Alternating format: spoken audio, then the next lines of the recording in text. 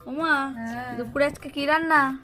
দুপুরে হুম আছে এই যে ভাতটা একটু মানে ঠান্ডা হয়ে গেছে, অনেক দেরি হয়ে গেছে তো তাই। হুম ভাত আর কি আছে?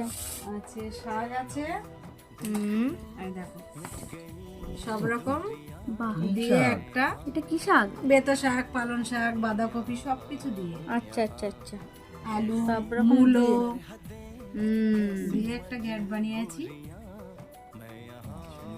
সুন্দর তো। আর কি আছে? হ্যাঁ দেখাচ্ছি, আজকে বেশি কিছু করা হয়নি। হুম এই দেখো বাহ, এটা কি কালার! এটা কি আজকে এটা মাংস নাকি? না না, তাহলে এটা মেদ মাছ।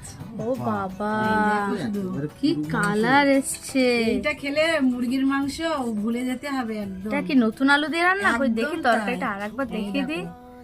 আরে বাস, চলো একটু খেয়ে তোমাদেরকে বলছি। হ্যাঁ একটু খেয়ে তো বলো কেমন হয়েছে।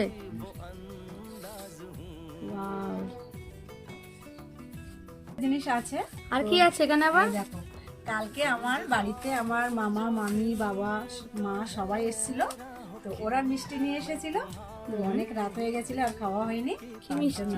এই দেখো, আরে বাস, তো সেই লাগছে দেখতে। এই তো খাওয়ার পরে এটা তো জমে শেষ যাবে পাতে আজকে। কিন্তু এই মিষ্টিটাই খাবো আমরা। একদম। খাওয়ার পরে একটু মিষ্টি হলে বেশ ভালোই লাগে। তা খাবারটা আজকে খেয়ে বলো কেমন আচ্ছা। হয়েছে। তো চলো একটু খেয়ে বলি। আগে একটু শাকটা খাই। হুম,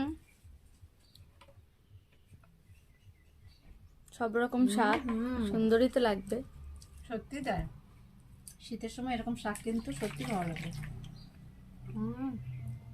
দারুন। দারুণ। মাছটা খেয়ে দেখো তো, এবার একটু মাছ খাই। নতুন আলু দিয়ে ভেঙে। আচ্ছা,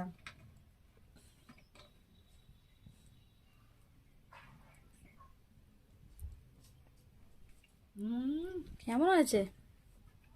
মাছ সত্যি, মাছ তো বোঝাই যাচ্ছে না একদম। শীতকালে কিন্তু এই মাছ এত অসাধারণ taste লাগে। হয়েছে। হুম